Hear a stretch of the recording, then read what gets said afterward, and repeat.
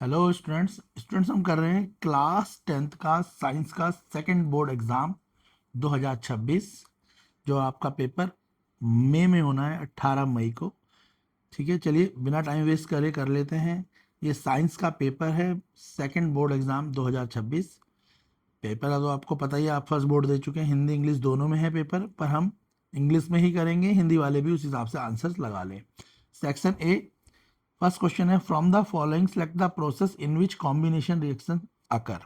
सब आपको पता है, डायरेक्ट आंसर बता रहा हूं। तो इनमें से किस में कॉम्बिनेशन रिएक्शन होगी? तो कॉम्बिनेशन रिएक्शन होगी option B, burning of carbon. Coal में आपकी कॉम्बिनेशन रिएक्शन होगी, इन तीनों में नहीं होगी। आप स्क्रीनशॉट लेके डायरेक्ट आंसर भी लगा सकते हैं। हिंदी मीडियम वाले भी डायरेक्ट टिक कर लें, आंसर हम इंग्लिश में ही डिस्कस करेंगे। Select the exothermic process from the following. Option है आपका dilution of acid, burning of natural gas, evaporation of water और इलेक्ट्रोलाइसिस ऑफ वाटर। इन चारों में बोला है एक्सोथर्मिक प्रोसेस आपको देखने को कहाँ मिलेगा। तो एक्सोथर्मिक प्रोसेस मिलेगा हमें डाइल्यूशन ऑफ एसिड, जब एसिड में हम पानी मिलाएंगे, और बर्निंग ऑफ नेचुरल गैस, इन दोनों में मिलेगा एक्सोथर्मिक। क्योंकि एक्सोथर्मिक में क्या होता है आपको पता ही है, एक्सोथर्मिक में क्या होता है, हीट इवॉल्व होती है। क्लियर है? तो फर्स्ट और सेकंड इसका आंसर है, ऑप्शन ए इसका करेक्ट होगा। थर्ड है मोस्ट मेलेबल मेटल। तो मेलेबल मेटल इनमें से कौन सी है? तो सीधे बता देते हैं, सिल्वर और गोल्ड मोस्ट मेलेबल मेटल है, इसीलिए इसका ज्वेलरी में यूज किया जाता है। ठीक है, वैसे तो सारी मेलेबल है, मगर सबसे ज़्यादा मेलेबल सिल्वर और गोल्ड है।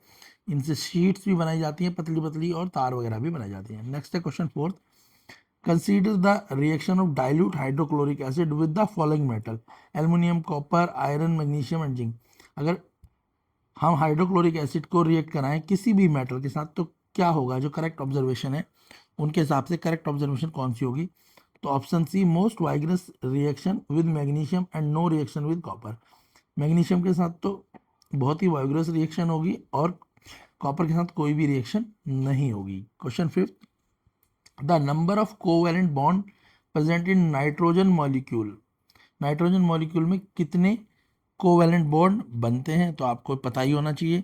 तो उसमें बनते हैं आपके 3 covalent bond, option B correct answer होगा। नाइट्रोजन मॉलिक्यूल में 3 कोवैलेंट बॉन्ड बनते हैं। क्लियर है?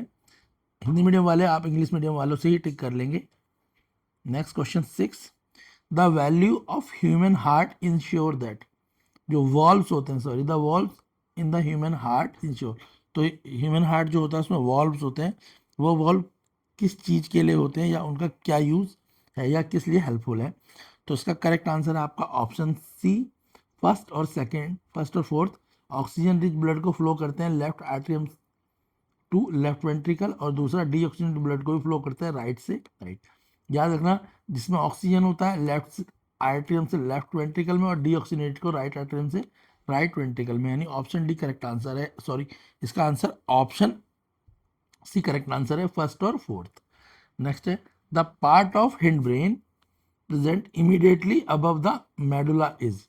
जो हिंड ब्रेन का पार्ट है वो प्रेजेंट होता है immediately above the medulla is, वो कौन सा पार्ट है? तो इसका आंसर है pons, option B.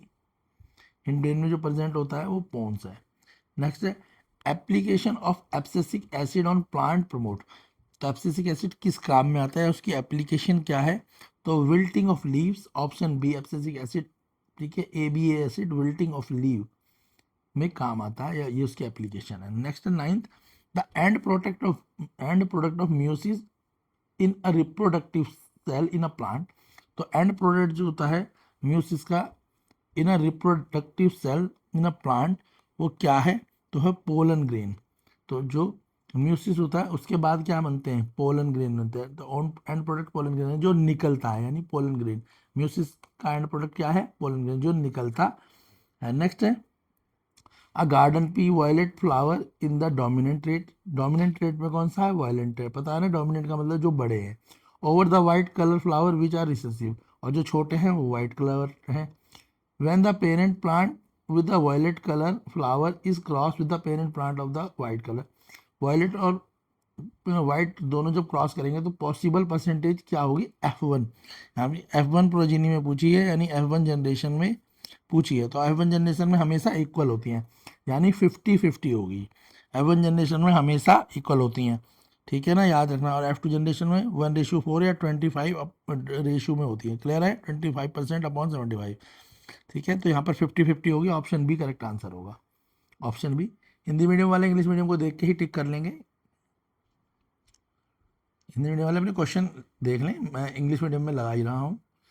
Question 11, a 5 centimeter long rod is played vertically in front of the concave mirror. If its 5 centimeter long image is formed in 20 centimeter front of the mirror, the focal length of the mirror. तो आपको पता ही है focal length क्या होगी इस question के according. तो focal length जो होगी आपकी -10। क्लियर हो गया, -10 सेंटीमीटर होगी। नेक्स्ट है optical device which always produce image of m+1 is. कोई भी ऑप्टिकल डिवाइस जो +1 होगी तो वो किस में होती है, वो हमेशा किस में होगी, वो प्लेन मिरर में होगी, ठीक है। तो इसका आंसर होगा प्लेन मिरर। नेक्स्ट है which one of the following factor affect the electric resistivity of conductor. इनमें से कौन से ऐसे फैक्टर हैं जो अफेक्ट डालते हैं इलेक्ट्रिकल रेसिस्टिविटी पे। इलेक्ट्रिकल रेसिस्टिविटी कौन सा फैक्टर डालेगा, टेम्परेचर डालेगा, ठीक है, रेसिस्टिविटी पे। तो इसका आंसर होगा ऑप्शन है the strength of the magnetic field inside the current carrying long straight solenoid. तो स्ट्रेंथ मैग्नेटिक फील्ड की जो current carrying long straight solenoid होते हैं उनमें कहाँ पे होती है। तो इसका आंसर है आपका option D, uniform through out its length, length में यूनिफॉर्म फॉर्म में होगी। नेक्स्ट है 15, the organism occupy the 4th tropical level in the food chain operating in a grass land is. तो हमने पिरामिड वाला पढ़ा है तो स्नेक होगा, पता ही है। 4th ट्रॉपिकल लेवल पे आपको क्या दिखेगा, यहाँ पे स्नेक दिखेगा। फर्स्ट पे क्या होंगे, ग्रीन प्लांट होंगे, सेकंड पे ग्रास ऊपर, थर्ड पे फ्रॉग और फोर्थ पे स्नेक। तो फोर्थ पूछा है तो स्नेक, अगर फर्स्ट पूछा होता तो ग्रीन प्लांट। हिंदी मीडियम वाले इंग्लिश मीडियम वालों को देख के कर लें। 16th question, which of the following statement is incorrect about the effect on the our environment as a result of our activity. इनमें से कौन सी स्टेटमेंट इनकरेक्ट है। तो ऑप्शन बी करेक्ट आंसर है, packaging of material as result in the lesser amount of non biodegradable waste. ज़्यादा explain इसलिए नहीं कर रहे हैं क्योंकि हमें पता है आप प्रिपेयर कर चुके हैं, एक बोर्ड एग्जाम दे चुके हैं, तो आपको सब कुछ आता है, इसलिए हम डायरेक्ट आंसर डिस्कस कर रहे हैं। ऑप्शन बी करेक्ट होगा। क्वेश्चन 17, असर्शन रीजन है 18, 19, 20 असर्शन। तो फर्स्ट वाला असर्शन रीजन जो है आप पढ़ लें। फर्स्ट वाले में decomposition of vegetable matter into the compost is an exothermic reaction और decomposition reaction need energy to break down the reactant.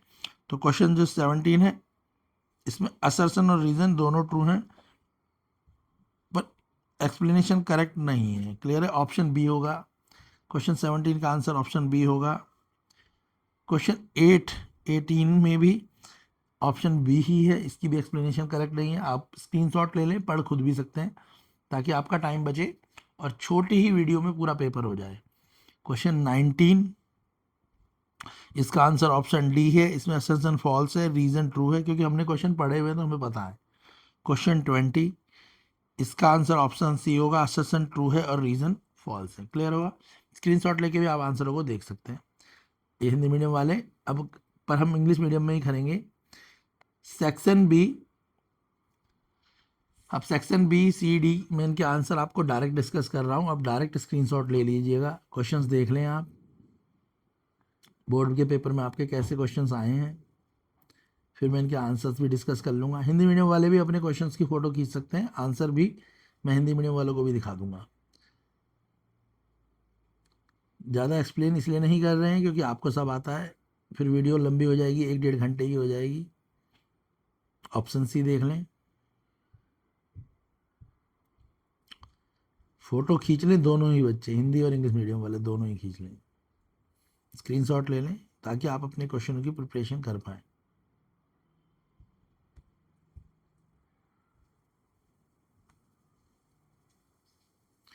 ये आपकी board preparation, second board exam की प्रिपरेशन करा रहे हैं, 2026 की प्रिपरेशन है।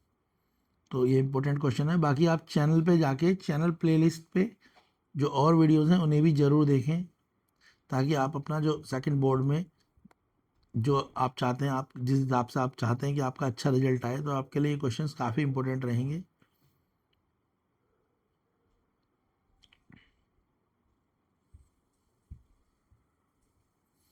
अभी मैं इनके आंसर्स भी आपके साथ आपको डिस्कस करूंगा, आंसर डायरेक्ट दिखा देंगे अब आपको। ये सेक्शन ई है।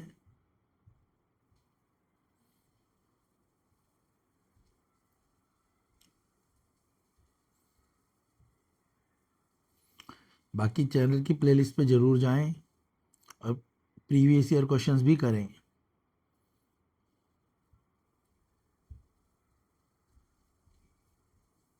चलिए अब आंसर्स देख लेते हैं इनके। तो आंसर्स देख लें आप।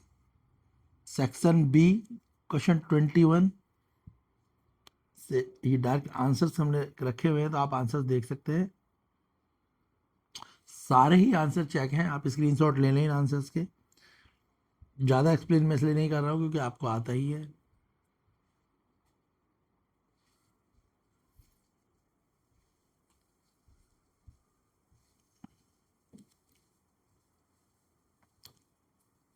क्वेश्चन पेपर आपको ऑलरेडी दिखा दिया है, आंसर आप देख लें। इनके स्क्रीनशॉट ले लें और इन्हें सॉल्व करें।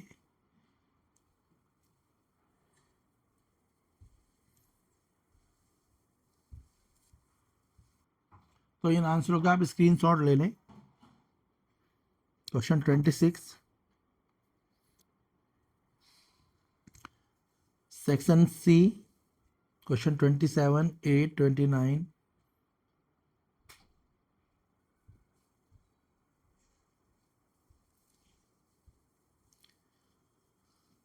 क्योंकि आप जानते हैं कई बच्चों का सेट चेंज भी आएगा, तो इसलिए क्वेश्चन कुछ चेंज भी हो सकते हैं, तो आप अच्छे से प्रिपेयर करें। ये class 10 second board science exam की प्रिपरेशन चल रही है। ये ऑलरेडी बोर्ड एग्ज़ाम का पेपर है, इससे मिलते जुलते क्वेश्चन आपके एग्ज़ाम में भी आ सकते हैं, तो इनकी अच्छे से प्रैक्टिस करें। स्क्रीनशॉट जरूर ले लें। Section D